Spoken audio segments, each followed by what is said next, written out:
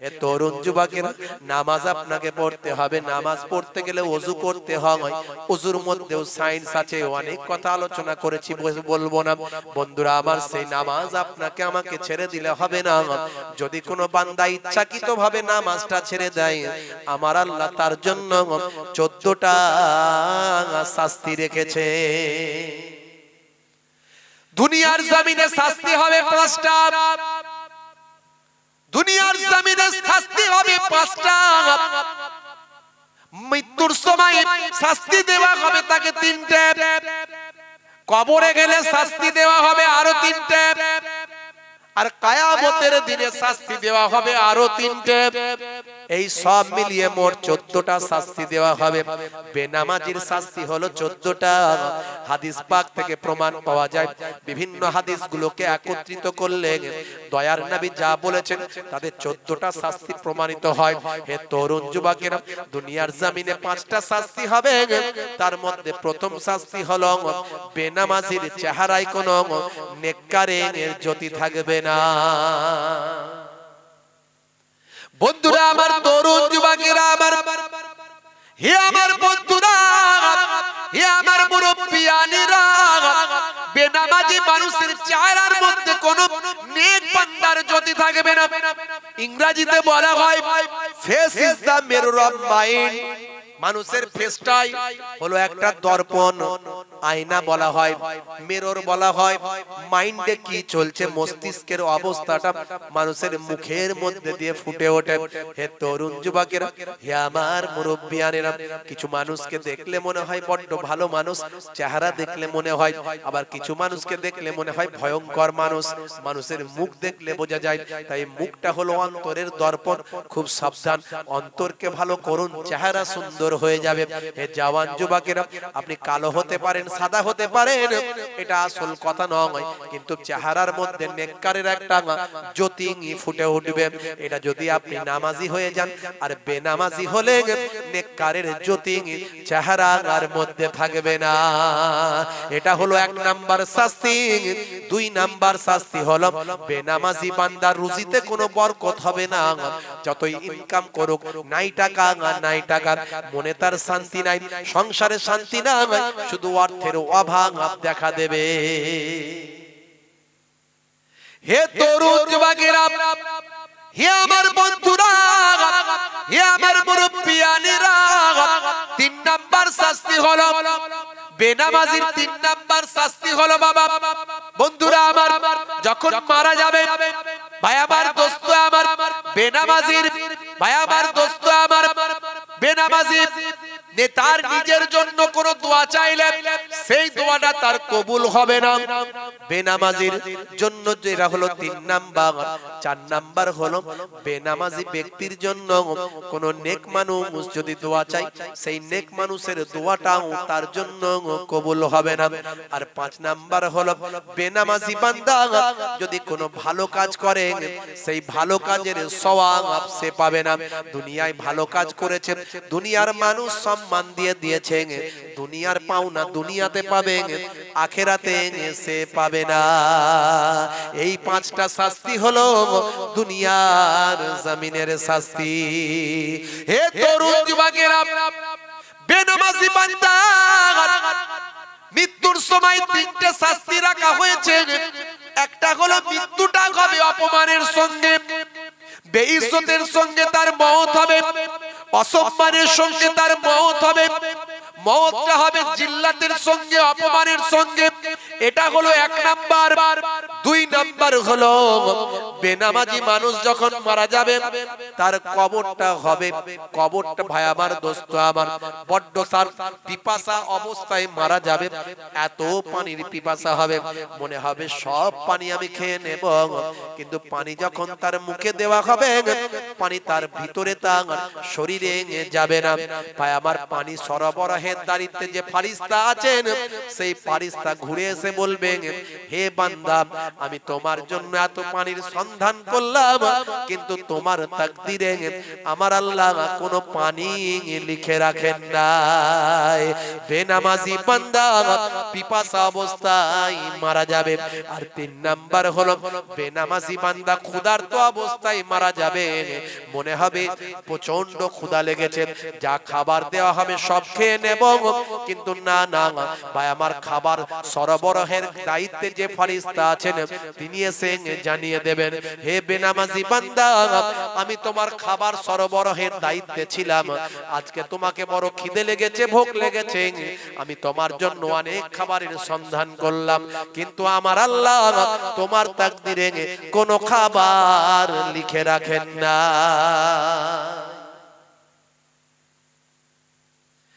হে তরুণ যুবকেরা, কবরে গেলে তিনটে শাস্তি। বেনামাজি বান্দা, বন্ধুরা আমার, তরুণ যুবকেরা আমার, বেনামাজির কবরটা এমন সংকীর্ণ হয়ে যাবে, একদিকের মাটি আর একদিকে এসে চেপে দেবে। হাদিসের ভাষায় এসেছে, একদিকের পাঁজরের হাড় অপর দিকের পাঁজরের মধ্যে ঢুকে যাবে। ভাই আমার, তাকে জড়ো করে দেবে, একবারে গুড়িয়ে দেবে, আবার মাটি সরে যাবে, আবার মাটি গুড়িয়ে দেবে, আবার মাটি সরে যাবে, আবার তাকে গোটা করা হবে, আবার প্রেসার দিয়ে তাকে গুড়িয়ে দেওয়া হবে। এইভাবে কবরের শাস্তি চলবে। এটা হলো 1 নাম্বার কবরের শাস্তি। 2 নাম্বার কবরের শাস্তি হলো, কবরটা হলো একটা আগুনের টুকরায় পরিণত হবে। আগুনে থাকলে যে কষ্ট হয়, সে কষ্ট তার কবরের মধ্যে অনুভব হবে। এটা হলো 2 নাম্বার শাস্তি। আর 3 নাম্বার শাস্তি হলো, বেনামাজির কবরে একটা ভয়ঙ্কর সাপ নিযুক্ত করা হবে, যে সাপটার নাম হলো সুজা আকরাব। এই সাপটা তার কবরে থাকবে, ভয়ঙ্কর মারাত্মক সাপ হবে, যে সাপ জমিনের উপর একবার নিঃশ্বাস ছাড়লে কিয়ামত পর্যন্ত সেখানে ঘাস জন্মাবে না। এই রকম সাপ বেনামাজি বান্দাকে দংশন করতে থাকবে। বন্ধুরা আমার, তরুণ যুবকেরা আমার, কিয়ামতের দিনে হবে 3টে শাস্তি।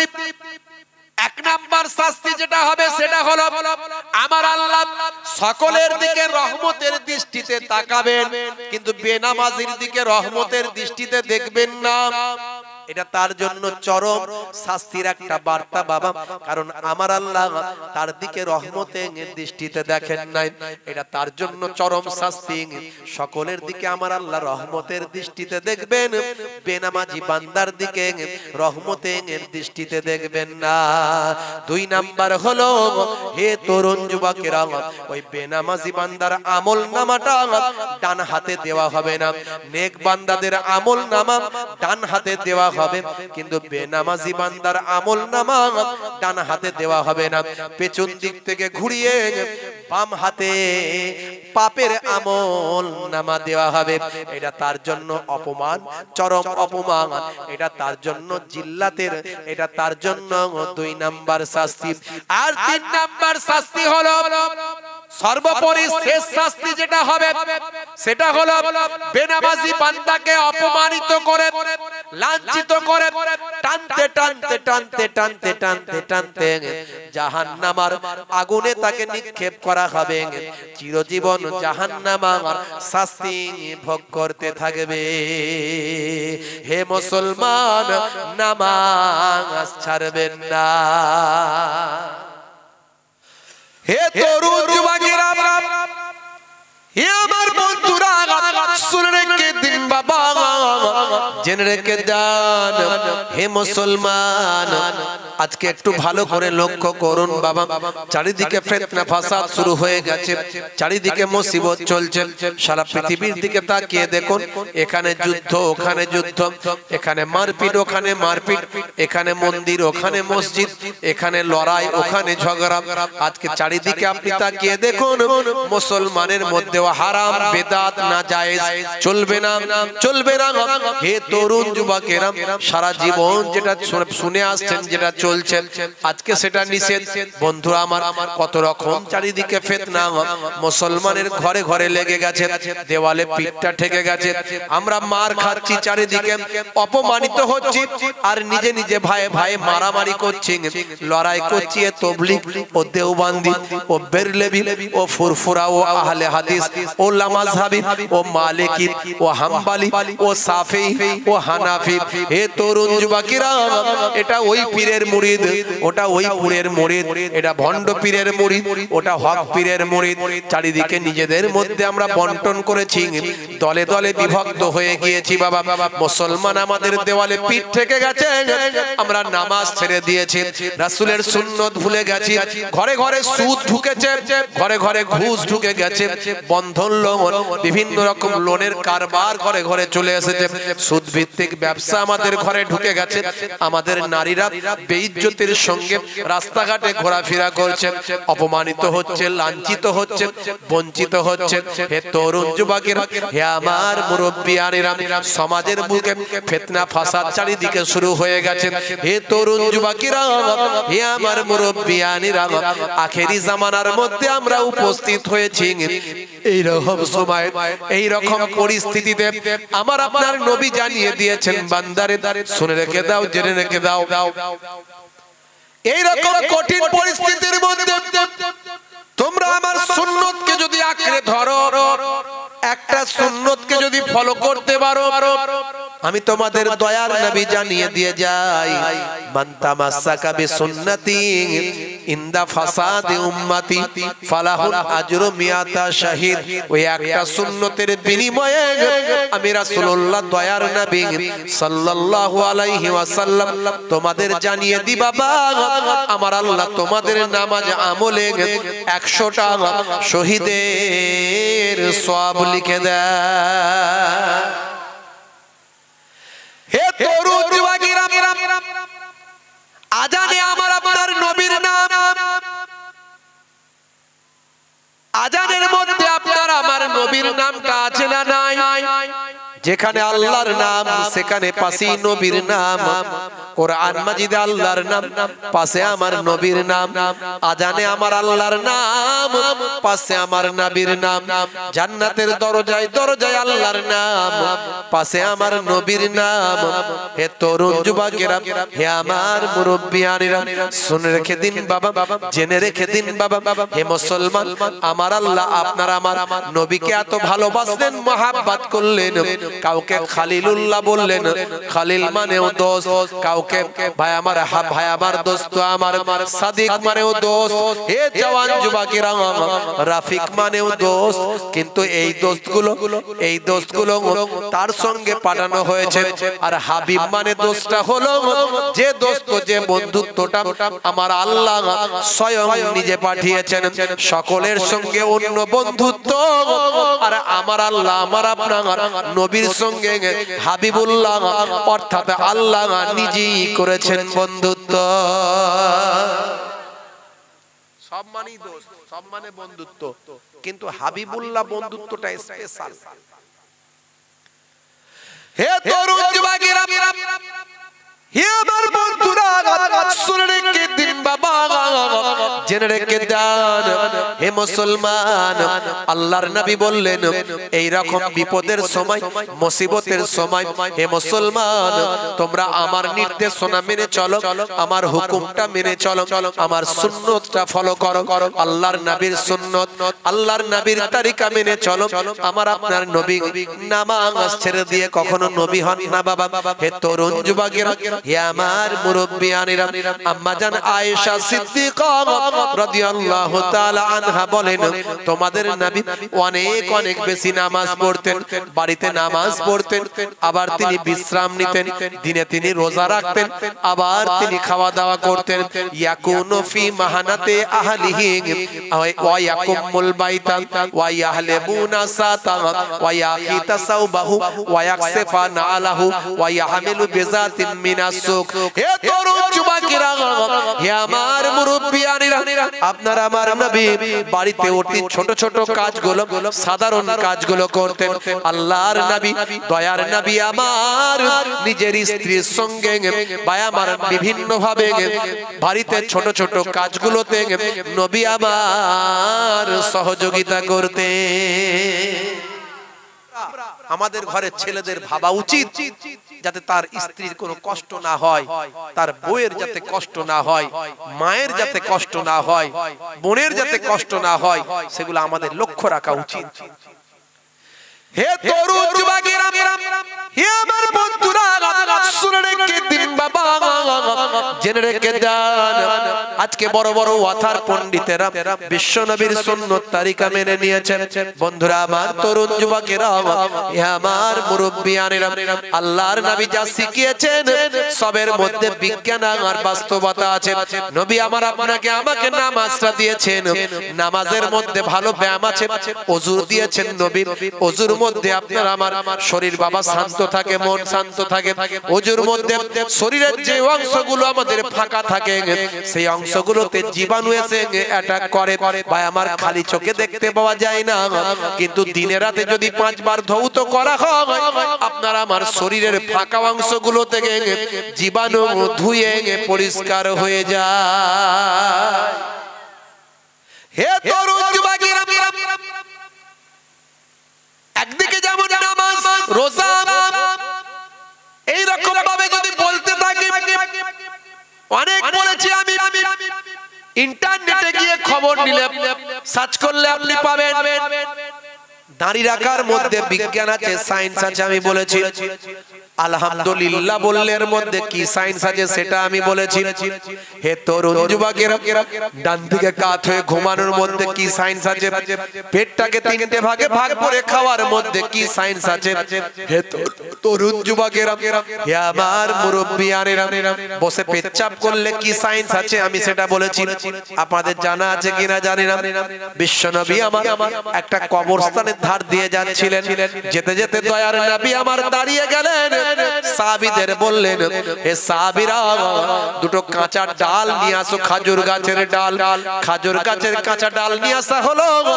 আল্লাহর নবী দুটো পুরানো কবরে বুকের উপর খাজুর গাছের ডালগুলো গেড়ে দিলে। সাহাবীরা জিজ্ঞাসা করলেন, হুজুর বুঝতে পারলাম না বিষয়টা। আল্লাহর নবী বললেন, বাবা সাহাবী, এই কবরস্থানে দুটো কবরে আল্লাহ আযাব দিচ্ছেন, আমি নবী দেখতে পাচ্ছি। হে তরুণ যুবকেরা, আমার আপনার নবী 63টা বছরের জীবন জিন্দেগিতে নবীর চোখ বন্ধ হয়েছে, কখনো অন্তর বন্ধ হয়নি। তাই আমার নবীর সঙ্গে যারা তুলনা করে, নবীও মানুষ, আমরাও মানুষ, নবী আমাদের মতো মানুষ, নবী আমাদের বড় ভাই। জানবেন তাদের ঈমানে খাতরা এসে যেতে পারে, ঈমানটা বেঈমান হয়ে যায়। হে তরুণ যুবকেরা, তাদের আর ঈমান থাকে না। নবী আমাদের মতো মানুষ বলে নবীকে যদি তুচ্ছ করা হয়, নবী আমাদের বড় ভাইয়ের মতো বলে আমাদের নবীকে যদি তুচ্ছ করা হয়, বেঈমান হয়ে যাবে। হে তরুণ যুবকেরা, হে আমার মুরব্বিয়ানেরা, আল্লাহর নবীকে যদি কেউ তাওহীদ করে, তুচ্ছ মনে করে, তার ঈমানটা নষ্ট হয়ে যাবে। আমার আপনার নবী 63টা বছরের জীবন জিন্দেগিতে নবীর চোখ ঘুমিয়েছে, কিন্তু একটা মুহূর্তের জন্য আমার আপনার নবীর অন্তরটা কখনো ঘুমাই নাই। বিশ্ব নবী তাই সোনার জবানে জানিয়ে দেন, ইন্নী আরা মালা তারাউনা, ইন্নী আরা মালা তারাউনা ওয়া আসমাউ মালা তাসমাউন। হে দুনিয়ার মানুষ, আমি যা দেখি তোমরা তা দেখো না, আর আমি যেটা শুনি তোমরা সেটা শোনো না। জোরে হবে না? দয়ার নবী গো, আমার ময়ার নবী গো, সব ছাড়িব কিন্তু তোমায় ছাড়তে পারি না। मेरा नबी सबसे बड़ा सब नबियों पर रहमतुल लिल आलमीन भेजा है परवर। मेरा नबी सबसे बड़ा सब नबियों पर रहमतुल लिल आलमीन भेजा है परवर। सब ছাড়িব কিন্তু তোমায় ছাড়তে পারি না, সব ছাড়িব কিন্তু তোমায় ছাড়তে পারি না। ছাড়িনি ছাড়বো না, ছাড়তে পারি না, ছাড়িনি ছাড়বো না, ছাড়তে পারি না। সব ছাড়িব কিন্তু তোমায় ছাড়তে পারি না। বন্ধুরা আমার, তরুণ যুবকেরা আমার পূর্বের বক্তা আপনাদের গ্রামের মানুষ, এলাকার মানুষ, আমার ভাই, তিনি বলছিলেন না আল্লাহর নবীর শান ইজ্জতের কথা বলছিলেন। হে তরুণ যুবকেরা, হে আমার বন্ধুরা, শুনে রেখে দিন বাবা, জেনে রেখে দেন হে মুসলমান, একটুখানি লক্ষ্য করো। বলে আল্লাহর নবী যা শিখিয়েছেন সবের মধ্যে বিজ্ঞান আর বাস্তবতা আছে। বিশ্ব নবী আমার বললেন, হে সাহাবীরা শুনে রেখে দাও, আমি যা দেখি তোমরা সেটা দেখো না, আর আমি যেটা শুনি তোমরা সেটা শোনো না। শুনে রেখে দাও, জেনে রেখে দাও, দুইটো কবরবাসীতে দুজনের ভিতরে আযাব হচ্ছে আমি দেখলাম। আমার আল্লাহ আমাকে দেখালেন এবং আমার আল্লাহ আমাকে জানিয়ে দিলেন। দুইজনের মধ্যে একজন হলো কি করত, সে চগলখড়ি করত, এর কথা ওকে লাগাতো, তার কথা তাকে লাগাতো, এর বিরুদ্ধে গীবত করত, ওর বিরুদ্ধে গীবত করত, এর বিরুদ্ধে কথা ওকে শোনাতো, তার কথা তাকে শোনাতো। এরকম একজন চগলখড়ি করত। আর একজন কি করত, দুই নাম্বার আর একটা কবরবাসী, সেই কবরের মানুষটা দুনিয়ার জমিনে পেচ্ছাপ করে কখনো পানি নিত না, অর্থাৎ পেচ্ছাপ করার পরে সে সর্বদা নাপাকি অবস্থায় থাকতো। বন্ধুরা আমার, তরুণ যুবকেরা আমার, এই দুটোর কোনোটাই আমরা করি না, তাই তো নাকি? না করি? হ্যাঁ,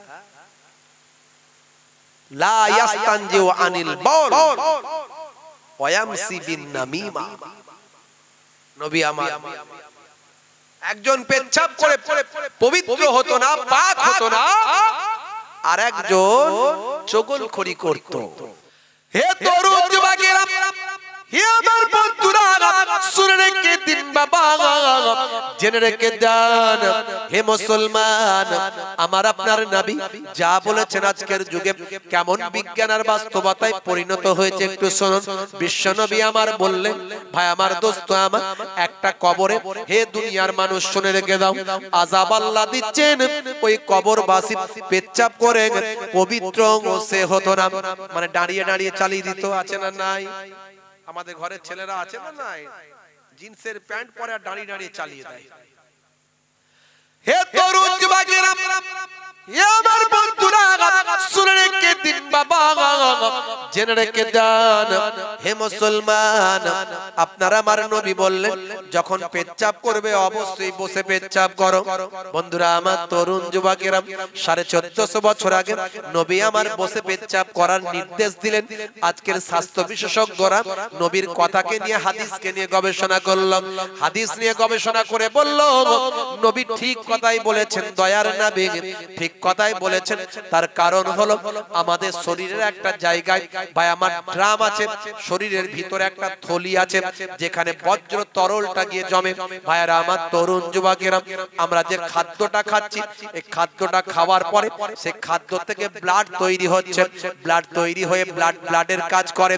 আর যেখান থেকে বজ্র দুটো জিনিস তৈরি হচ্ছে, একটা হলো কঠিন পদার্থ, একটা হলো তরল পদার্থ। কঠিন পদার্থটা হলো স্টুল, যেটা হলো পায়খানা, আর তরল পদার্থটা হলো ভাই আমার দোস্ত আমার, সেটা হলো ইউরিন, যেটাকে আমরা বলি পেচ্ছাপ। হে তরুণ যুবকেরা, ইউরিনটা ইউরিনাল ড্রামে অর্থাৎ থলিতে গিয়ে জমে যায়। যখন সেই থলিটা ভর্তি হয়ে যায় তখনই আমাদের শরীর বলে, নার্ভ বলে, এবার খালি করে আয়, বা টয়লেটে যা, বাথরুমে যা, খালি করে চলে আয়। হে তরুণ যুবকেরা, হে আমার মুরব্বিয়ানেরা, ইউরিনাল ড্রাম যখন ভর্তি হয়ে যায় আমার আপনার শরীর তখন বলে, নার্ভ তখন বলে, যখন বান্দা চলে যায় টয়লেটে গিয়ে বসে পেচ্ছাপ করে, সারা শরীরের প্রেসারটা ইউরিনাল ড্রামের উপর চাপ পড়ে। ভাই, ইউরিনাল ড্রামে চাপ পড়ার কারণে সমস্ত ইউরিনটা, পেচ্ছাপটা স্মুথলি শরীর থেকে বাইরে বেরিয়ে যায়।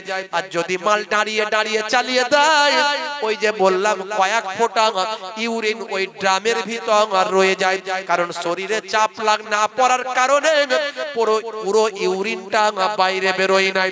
হে তরুণ যুবকেরা, হে আমার বন্ধুরা, স্বাস্থ্য বিশেষজ্ঞরা বলছেন এইভাবে কয়েক ফোঁটা ইউরিন ওই ড্রামের ভিতর থলিতে জমতে জমতে দীর্ঘদিন যখন হয়ে যায়, তখন ইউরিন আর ড্রামেতে ওই থলিতে বায়ামার স্টোন পাথর সৃষ্টি হয়ে যায়।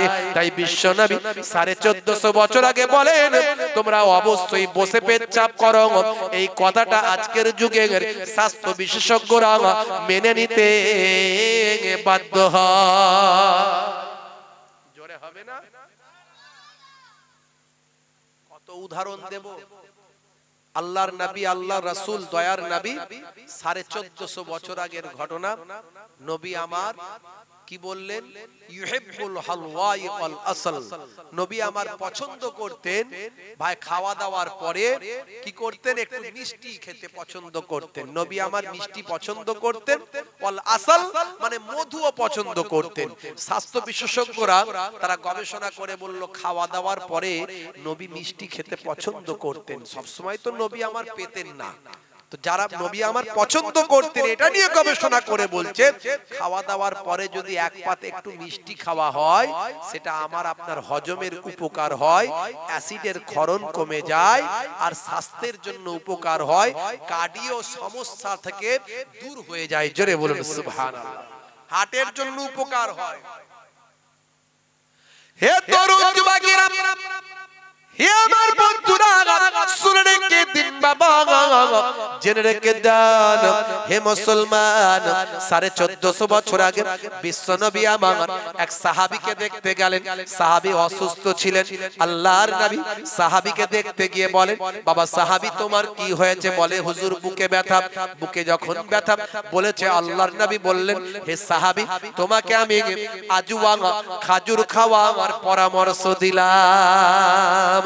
বুকে ব্যথা হলে অর্থাৎ হার্টের উপকারের জন্য আজওয়া খাজুর ভীষণ উপকারী। এটা পৃথিবীর সমস্ত মানুষ জানে। কিছুদিন আগে আমি গুগল সার্চ করছিলাম, গুগল সার্চ করতে করতে হঠাৎ করে আমার চোখে ভেসে আসলো, ভাই আমার হার্টের উপকার হবে, কার্ডিও সমস্যা দূরীভূত করার জন্য একটা ফল বিশেষভাবে উপকারী, সেটা হলো আজওয়া খাজুর। হে তরুণ যুবকেরা, হে আমার বন্ধুরা, শুনে রেখে দিন বাবা, 1450 বছর আগে বিশ্বনবী আমার বললেন, যদি কোনো বান্দা সকাল বেলা খালি পেটে 7টা আজওয়া খাজুর খায়, 7টা আজওয়া খাজুর খাওয়ার ফলে সারা দিন তার শরীরে আর কোনো প্রকার বিষার ক্রিয়া করে না, অর্থাৎ সারা দিন তার শরীরে কোনো রকম বিষ থাকতে পারে না। যদি কোনো বান্দা সকাল বেলা 7টা আজওয়া খাজুর খায়। হাদিসের মধ্যে এসেছে, হাদিসটা স্ক্রিনশট করে আমার মোবাইলে রাখা আছে। বন্ধুরা আমার, তরুণ যুবকেরা আমার, বন্ধুরা আমার, মুরব্বিয়ানেরা আমার, হে জওয়ান যুবকেরা, সালটা হলো 2020 সাল, মার্চ মাসের 14 তারিখ। জায়গার নাম হলো ইংল্যান্ড, বিশ্ববিদ্যালয়ের নাম হলো ম্যানচেস্টার বিশ্ববিদ্যালয়। ইংল্যান্ডের ম্যানচেস্টার বিশ্ববিদ্যালয় 2020 সালের 14 মার্চ নিউজটা ঘটেছিল বাবা। এই খবরটা ঘটেছিল, ইন্টারন্যাশনাল নিউজ হয়েছিল, তবে মেন স্ট্রিমের বা আমার চ্যানেলগুলো তারা এটাকে খবর করেনি। কিছু ছোট ছোট চ্যানেল এটাকে খবর করেছিল, যাতে করে মানুষের কাছে খবরটা না পৌঁছায়। মেন স্ট্রিমের বা আমার মুসলিম বিদ্বেষী নিউজ চ্যানেলগুলো তারা মোটেও এটাকে খবর করার চেষ্টা করেনি। হে তরুণ যুবকেরা, আমার কাছে নিউজটা রাখা আছে, আমি এই বিষয়ে বক্তব্য এর আগে দিয়েছি। হে তরুণ যুবকেরা, 2020 সালের 14 মার্চ ইংল্যান্ডের ম্যানচেস্টার বিশ্ববিদ্যালয়ের হলঘরের ভিতর একটা পৃথিবীর তামাম রিলিজিয়াসের উপর ধর্মীয় ব্যক্তির একটা সভায় সেখানে অনুষ্ঠিত হলেন, বা আমার একত্রিত হলেন সৌজন্য বিনিময়ের জন্য। সমস্ত স্কলাররা, ধর্মীয় রিলিজিয়াসের উপর বক্তারা সেখানে উপস্থিত হলেন। হলেন রিলিজিয়াস পারসন যারা, তারা সেখানে একত্রিত হলেন। তাদের মধ্যে ভাব বিনিময় হতে লাগলো। হে তরুণ যুবকেরা, মুসলমানদের পক্ষ থেকে যিনি ছিলেন তিনি একজন খ্যাতনামা স্কলার, নাম হলেন আসরার রাশিদি। তিনি সেখানে ছিলেন বাবা। হে তরুণ যুবকেরা, হে আমার মুরব্বিয়ানেরা, এমন সময় একজন নাসারাদের পণ্ডিত বলল, হে মুসলমানদের পণ্ডিত বাবা আসরার রাশিদি, আপনার নবী যা বলেছেন সেগুলো আমি সব মেনে নিতে পারি, কিন্তু একটা কথা মানতে পারি না। তার কারণ হলো যে আপনার নবী বলেছেন আজওয়া খাজুর খেলে সারাদিন শরীরে আর বিষক্রিয়া করে না। এটা আমি মানতে পারি না। এটা কেমন করে হতে পারে? এটা কেমন করে মেনে নেওয়া যেতে পারে? বলার সঙ্গে সঙ্গে আসরার রাশিদি বলেন, হে নাসারাদের পণ্ডিত শুনে রেখে দেন, আমি কিন্তু আজওয়া খাজুর খেতে পছন্দ করি, তাই আজওয়া খাজুর আমি সঙ্গে নিয়ে ঘুরে বেড়াই। এখন আমার কাছে আজওয়া খাজুর আছে, আমাকে একটু লিকুইড বিষ আপনারা দেন, একটু বিষ আমাকে দিন, একটুখানি আমাকে ওই কি বলে পয়জনটা একটু আমাকে দিন, বিষটা একটু আমাকে দিন। আমি এখনই আপনাদের সামনে পরিষ্কার করে দেব যে আমার নবী কখনো ভুল বলেন না। নবী যা বলেছেন আল্লাহর কথা নবী বলেছে।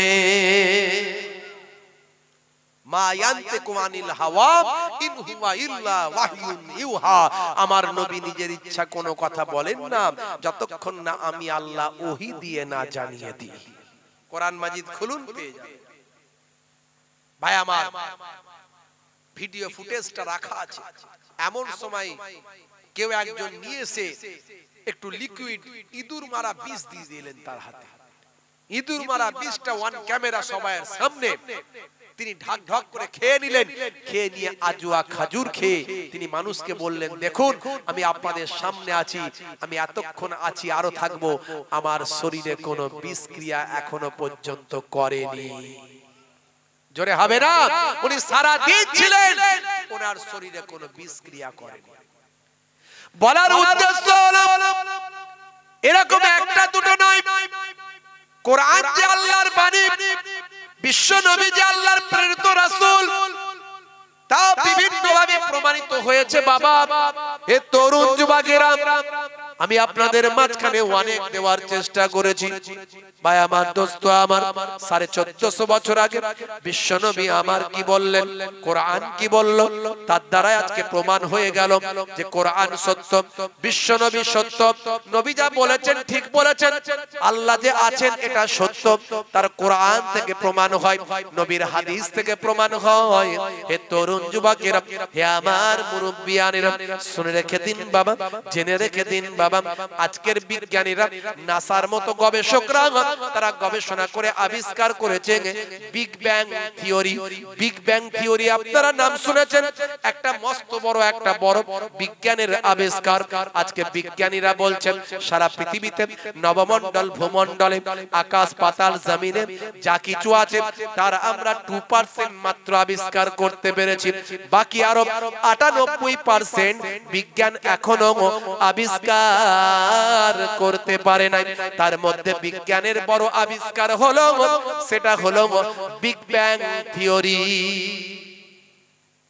বিগ ব্যাং থিওরিটা কি না, একটা বিন্দু, সেই বিন্দুতে কি সবকিছু সিন্ধু হয়েছে, সৃষ্টি হয়েছে। এই বিন্দুর উপরে নাকি বিস্ফোরণ ঘটেছে। এই বিস্ফোরণ ঘটার সঙ্গে সঙ্গে চাঁদ চাঁদের জায়গায় চলে গেছে, আকাশ আকাশের জায়গায় চলে গেছে, সূর্য সূর্যের জায়গায় চলে গেছে। ভাই আমার, যত রকম গ্রহ, নক্ষত্র, উপগ্রহ, ইউরেনাস, নেপচুন, প্লুটো যা আছে সব যার জায়গায় চলে গেছে। বন্ধুরা আমার, এই যে ভাই আমার ভূমি, পাতাল, পাহাড়, জমিন, ভাই আমার এই যে আপনার নদী, সমুদ্র সব যে যার জায়গায় চলে গেছে। একটা ইলাস্টিকের মতো, একটা রাবারের মতো, যখন সেখানে ভূমিকম্প হয়েছে রাবারটা বেড়ে গেছে, যে যার জায়গায় চলে গেছে। আসলে সবাই ছিল একত্রিত, কিন্তু সবাই বিভক্ত হয়ে গেছে।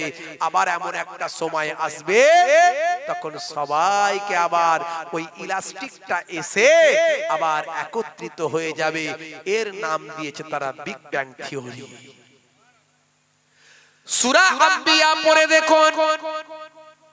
হে তরুণ যুবকেরা, হে আমার মুরব্বিয়ানেরা, শুনে রেখে দিন বাবা।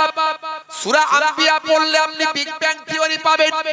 আজকের বিজ্ঞানীরা বিগ ব্যাং থিওরি আবিষ্কার করেছে একবিংশ শতাব্দীতে, আর 1450 বছর আগে আমার আল্লাহর কোরআন সূরা আম্বিয়াতে বিগ ব্যাং থিওরি জানিয়ে দিয়েছেন। আমার আল্লাহ বলছেন সবকিছু জমিন আসমান সবকিছু একত্রিত ছিল, আমি আল্লাহ সবাইকে পার্থক্য করে দিয়েছি। 1450 বছর আগে আল্লাহর কোরআন জানিয়ে দিয়েছেন, আবার আল্লাহর কোরআন বলে দিচ্ছেন সুম্মা ইলাইহি তুরজাউন, সবকিছুকে আমার কাছে প্রত্যাবর্তন করতে হবে, সবকিছুকে আমার কাছে ফিরে আসতে হবে। অর্থাৎ আবার ইলাস্টিকটা গুটিয়ে সমস্ত কিছু আল্লাহর দরবারে ফিরে যাবে। আমার আল্লাহ বলেন তারপরে আমি তোমাদের সবকিছু ওর হিসাব করব। জোরে হবে না, জোরে হবে না। বন্ধুরা আমার, তরুণ যুবকেরা আমার, যদি বলেন আরো কিছু বললে ভালো হয়, এরকম বলতে বলতে তো রাত কেটে যাবে, শেষ হবে না। আল্লাহর কোরআন নিয়ে যত গবেষণা করবেন তত আপনি আবিষ্কার করবেন, যত আপনি পড়বেন তত বিজ্ঞানের সঙ্গে মিলবেন, আর বিজ্ঞানের যত ডেভেলপমেন্ট হবে ততই আরো আল্লাহর কোরআনকে সহজে বোঝা যাবে। হে তরুণ যুবকেরা, কোরআন যে সত্য এটা প্রমাণিত হবে, হাদিস যে নবীর সত্য প্রমাণিত হবে, বিশ্ব নবী যে সত্য এটা প্রমাণিত হবে। হে তরুণ যুবকেরা, শুনে রেখে দেন, জেনে রেখে দেন। এর আগেও আমি বলেছি কোপারনিকাস গ্যালিলিও আসার আগের বিজ্ঞানীরা কি বলতো আপনাদের মনে আছে?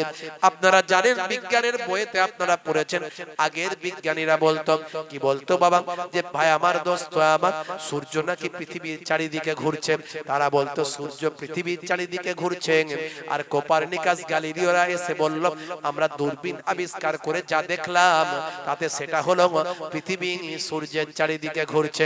ভালো করে বুঝবেন, এদের আগে বলতো কোপারনিকাস গ্যালিলিওর আগে অন্যান্য বিজ্ঞানীরা তারা বলতো যে সূর্য পৃথিবীর চারিদিকে ঘুরছে, আর কোপারনিকাস গ্যালিলিওরা বলল পৃথিবী সূর্যের চারিদিকে ঘুরছে। হে তরুণ যুবকেরা, আজকে নাসার মতো গবেষকরা গবেষণা করলো। হে জওয়ান যুবকেরা, এই নাসার মতো গবেষকরা বলছেন না না না না, কেউ কারো চারিদিকে ঘুরে নয়, বরং প্রত্যেকেই যে যার নিজের কক্ষপথে সবাই ঘুরে বেড়াচ্ছে। আল্লাহর কোরআন খুলে দেখুন, 1450 বছর আগে আমার আল্লাহর কোরআন কি বলে দিচ্ছে। সূরার নাম হলো সূরা রহমান। সূরা রহমান খুলে দেখুন, আমার আল্লাহ সেখানে বলছেন আশ-শামসু ওয়াল কামারু বিহুসবান, সূর্য এবং চন্দ্র যে যার নিজের কক্ষপথে ঘুরে বেড়ায়। জোরে হবে না? অর্থাৎ সূর্য চন্দ্র কেউ কারো দিকে নয়, যে যার নিজের কক্ষপথে ঘুরে বেড়ায়। যেটা আজকের বিজ্ঞানীরা বলছে সেটা 1450 বছর আগে আল্লাহর কোরআন বলেছে। জোরে বলুন সুবহানাল্লাহ। এখনো কি এরপরে বিশ্বাস হচ্ছে না যে কোরআন সত্য? পৃথিবীর বুকে একটা গ্রন্থ দেখান তো 1450 বছর ধরে অক্ষত আছে। কোরআনও আল্লাহর বাণী, ইনজিলও আল্লাহর বাণী, তাওরাতও আল্লাহর বাণী, জাবুরও আল্লাহর বাণী, কিন্তু ওগুলোকে মানুষ অক্ষত রাখতে দেয়নি। অক্ষত নাই, গোজামিল ঢুকিয়ে দিয়েছে। তাই আমার আল্লাহ ওগুলোকে ক্যান্সেল করেছে, রিজেক্ট করে দিয়েছে। দিয়ে কি বলছেন যে ওগুলোতে যা দিয়েছিলাম কোরআন মাজিদে তাই দিলাম, সঙ্গে আরো কিছু সংযোজন করে দিলাম।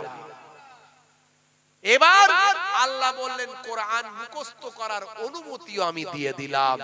আগের গুলো মুখস্থ করার অনুমতি ছিল না, তাই পণ্ডিতেরা টাকার লোভে, ক্ষমতার লোভে বিকৃত করেছে, সংযোজন নিজেরা করেছে, গোজামিল ঢুকিয়েছে। কিন্তু কোরআন মাজিদ মুখস্থ করার অনুমতি দেওয়ার কারণে আর কারো গোজামিল দেওয়ার ক্ষমতা হলো না। তাই কবির ভাষায় বলেছে, যদি আগুন লেগে ধ্বংস হয়ে যায়, ধ্বংস হয়ে যায় পৃথিবীর সব বইয়ের দোকান,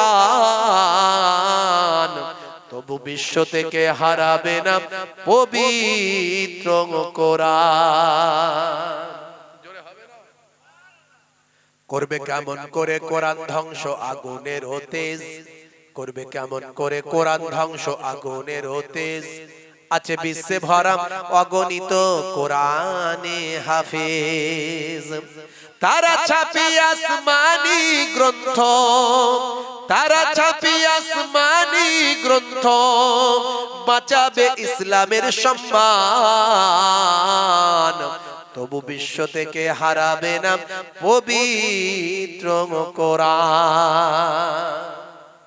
হে তরুণ যুবকেরা, হে আমার বন্ধুরা, হে আমার মুরব্বিয়ানিরা, শুনে রেখে দিন বাবা। আরো অনেক উদাহরণ দেয়া যায়, বেশি উদাহরণে আমি যাচ্ছি না। মূল কথায় আপনাদের মাঝখানে আসল কথাটা বলি, সেটা হলো এত কিছু আলোচনার মধ্যে দিয়ে আমরা এটুকুই ভাই আমার সাবস্ট্যান্ড, এটুকুই জিস্টের মধ্যে আসতে পারি। বন্ধুরা আমার সারসংক্ষেপে এটুকু বলতে পারি, আপনাকে আমাকে নামাজটা পড়তে হবে। অর্থাৎ আল্লাহ যদি সত্য বলে মনে করেন, কোরআনকে যদি সঠিক বলে মনে করেন, নবীকে যদি সঠিক পয়গম্বর বলে মনে করেন, তাহলে কোরআনের কথা, আল্লাহর কথা, রাসূলের কথা আপনাকে শুনতে হবে। আর সবচেয়ে বড় যেটা শুনতে হবে, সবচেয়ে বেশি পরিমাণে যে কথাকে জোর দেওয়া হয়েছে, সেটা হলো বান্দা নামাজ তুমি পড়ো, ওয়াকিমুস সালাত ওয়া আতুজ যাকাত ওয়া আরকাউ মা'আর রাকিন। তোমরা সালাতটা আদায় করো, যাকাতটা প্রদান করো, আর রুকুকারীদের সঙ্গে রুকুটা তোমরা করো। অর্থাৎ তোমরা মসজিদে গিয়ে জামাতে নামাজ আদা করো। হে তরুণ যুবকেরা, হে আমার বন্ধুরা, সেই নামাজ ছেড়ে দিলে হবে না, নামাজ আপনাকে পড়তে হবে। তাহলে নামাজের মধ্যে সায়েন্স আছে, বিজ্ঞান আছে। বড় বড় পণ্ডিতেরা বলেছে নামাজের থেকে ভালো ব্যায়াম আর কি হতে পারে। নামাজ পড়লে মন সুস্থ থাকে, শান্ত থাকে। নামাজে দুনিয়ার সমস্ত কথাবার্তা আলোচনা থেকে কিছু সময় নিজেকে স্রষ্টার প্রতি একটা বিন্দুর দিকে নিজেকে ধাবিত হতে হয়। হে তরুণ যুবকেরা, তাই নামাজের মধ্যে যেমন শারীরিক ব্যায়াম আছে, নামাজের মধ্যে তেমন হৃদয়ের শান্তি আছে। নামাজের ওয়াক্তটা হবে যখনই, মসজিদে চলে যাও তুমি তখনই। জোরে হবে না? জোরে হবে না? আমার কথা শুনে রাগ করছেন নাকি? হুজুর একটা উড়ন্ত ওয়াজ করুন না, এটা কি রকম ওয়াজ হচ্ছে? আমরা সবাই ঠিক মতো নামাজ টামাজ পড়ি না, হয় সবাই মনে হয় পড়ে না, তাই তো নাকি? বলে হুজুর এইসব কথা বলছেন কেন? একটু উড়ন্ত ওয়াজ করুন। এই নামাজ টামাজের কথা বলছেন কেন? নামাজ, রোজা, হজ, যাকাত। আসলে বাবাজি, ক্যান্সার রোগ হলে আগেই বলেছি রে দিতে হবে। ডাইজিন ওষুধ খাওয়ালে গ্যাসের কাজ হবে, ক্যান্সারের কাজ হবে না। রাগ করবেন না।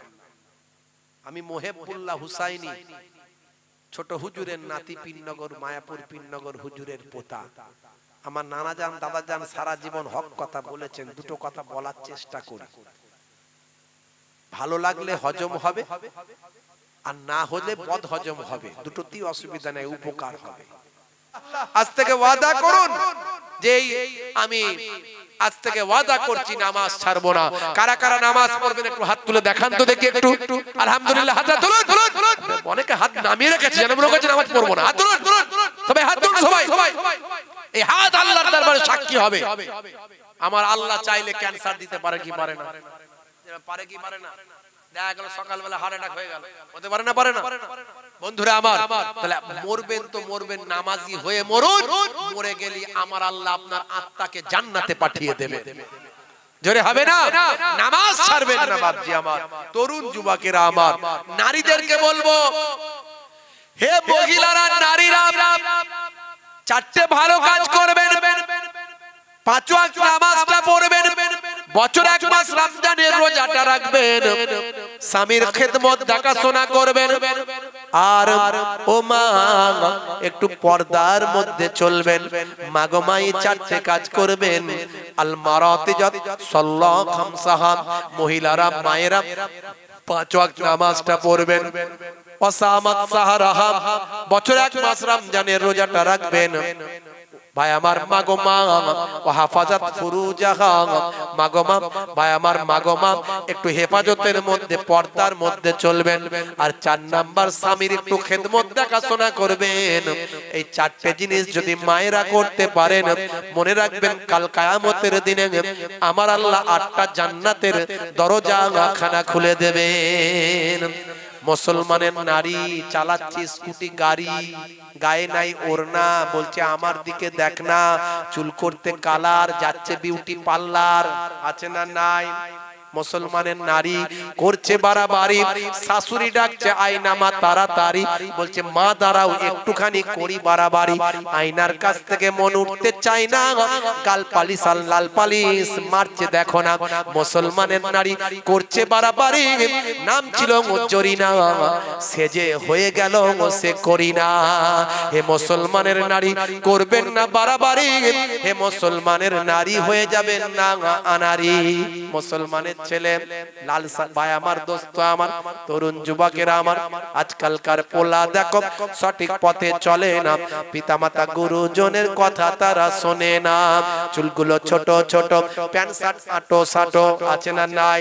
মাথার চারিদিকটা ফাঁকা করে দিয়েছে, ওপরটা শুধু কাকাতুয়ার মাথায় ঝুটি রেখে দিয়েছে, চারিদিকটা ফাঁকা করে দিয়েছে, ওপরটা কাকাতুয়ার মাথায় ঝুটি, খ্যাকসিয়ালি পালাই ছুটি, গরু বাছুর দাঁড়িয়ে আছে আর ঘুঘু পাখি ডাকছে গাছে, তাতে আবার কালার মেরে লাল করে দিয়েছে, আছে না নাই?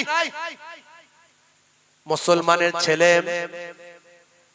আজকালকার পোলা দেখো সঠিক পথে চলে না, পিতামাতা গুরুজনের কথা তারা শোনে না। গায়ে হাতে ট্যাটু আঁকা, হেঁটে চলে আঁকা বাঁকা, লাল লাল জুতো পায়ে, চোখে কালো চশমা, 2 চোখ মেলে খোঁজে বেদের মেয়ে জোসনা। গায়ে হাতে ট্যাটু আঁকা, হেঁটে চলে আঁকা বাঁকা, কাছে গেলে দেখা যায় সুস্থ ছেলে না, কাছে গেলে দেখা যায় সুস্থ ছেলে না। তিরঙ্গার দুর্গন্ধে টেকা যায় না, তিরঙ্গার দুর্গন্ধে টেকা যায় না। আজকালকার পোলা দেখো সঠিক পথে চলে না, পিতামাতা গুরুজনের কথা তারা শোনে না। নেশাখোর, পাত্তাখোর, গাঁজাখোর, আছে না নাই? রাতের বেলা লাল পানি চালায়, আবার মেডিকেল জুস বলে ভাই, আছে না নাই? হুজুররা জানে না এটা মেডিকেল জুস, ডাক্তার খেতে বলেছে শরীর স্বাস্থ্য ভালো হবে। চানাচুর ভাজা দিয়ে, মুরগির কষা দিয়ে, বাঁশ বাগানের ঝাড়ে, পুকুরের পাড়ে, ভেরির ধারে ঠান্ডা বাতাস খেতে খেতে চালায়, আবার বলে জানিস না মুসলমানের ছেলে হুজুররা বলে কিছু খেলে বিসমিল্লাহ বলতে হয়।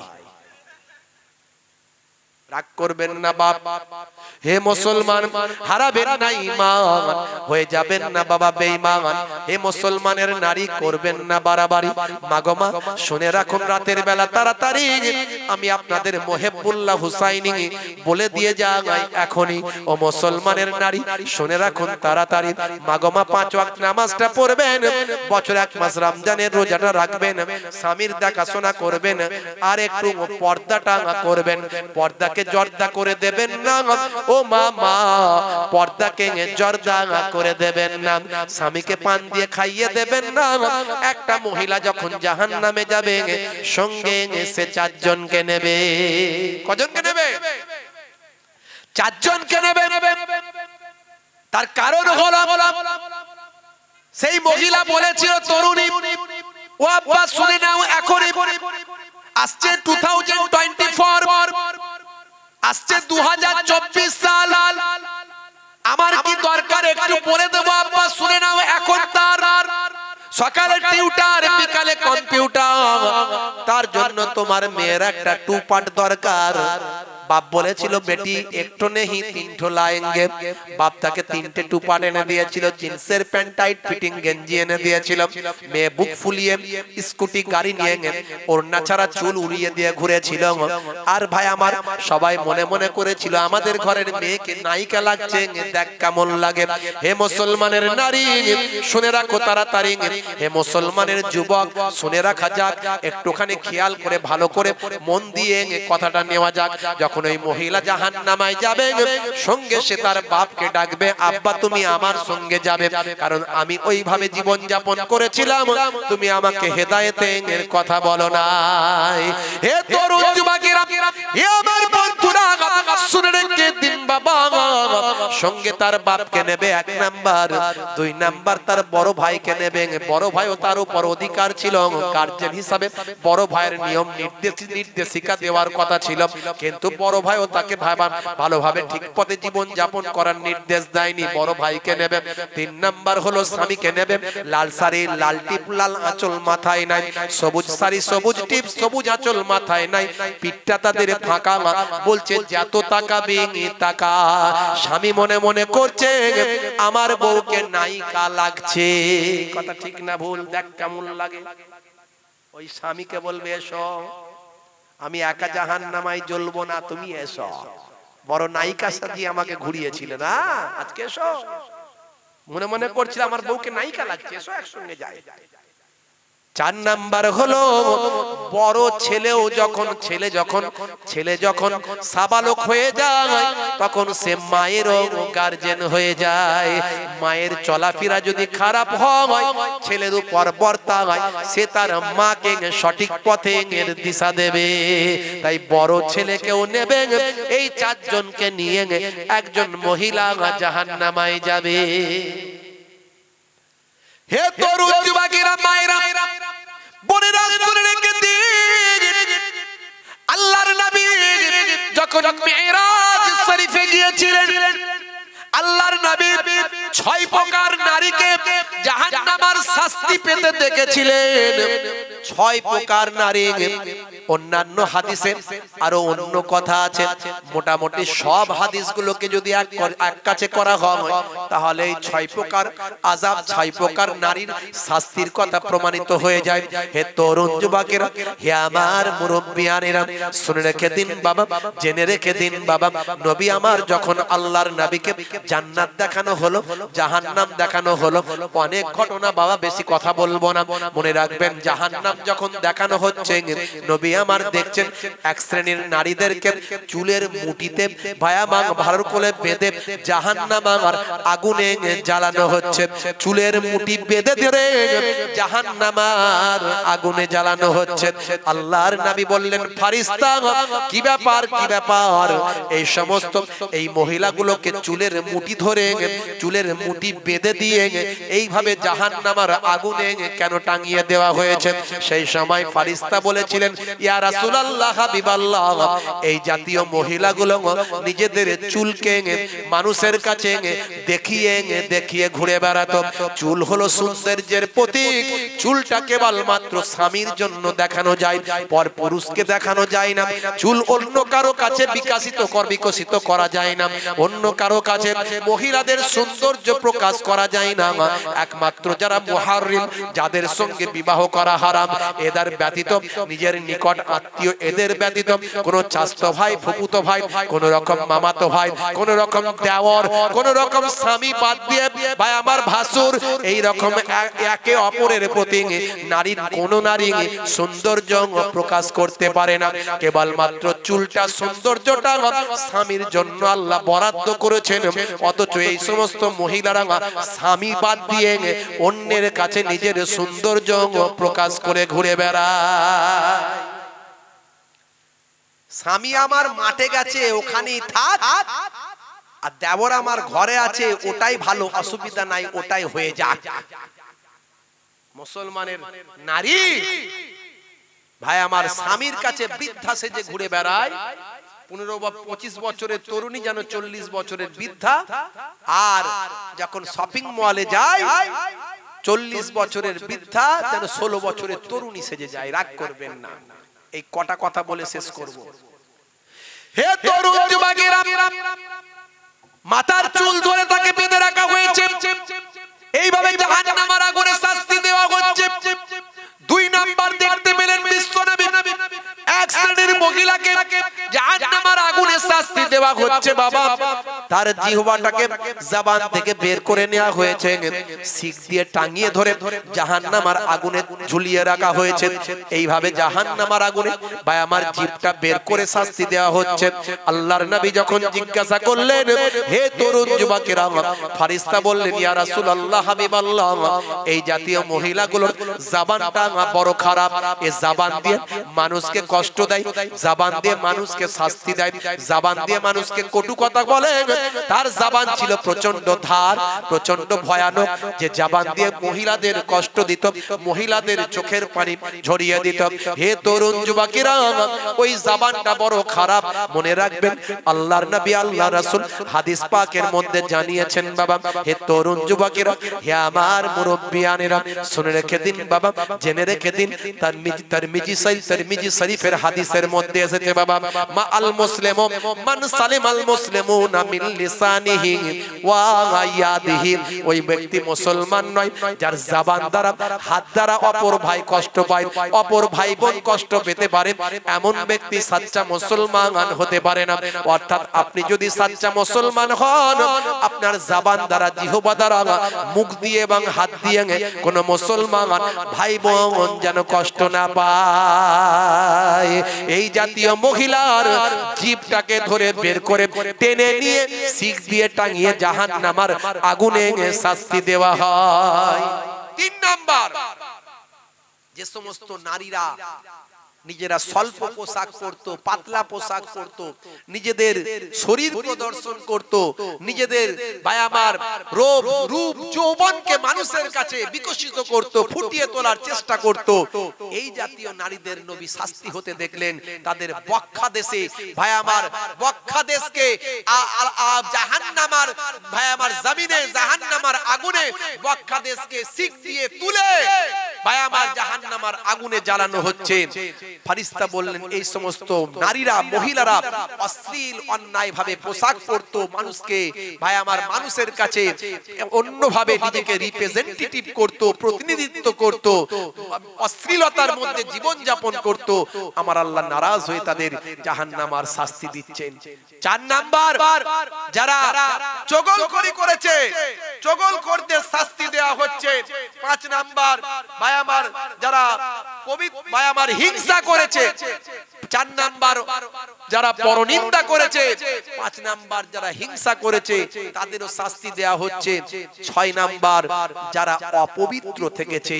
এমন কিছু মহিলা আছে দেখবেন যারা পবিত্র হতে চায় না, যারা সারা দিন নাপাক অবস্থায় থাকে, হায়েজ থেকে নেফাস থেকে তাহারাত হাসিল তারা করে না।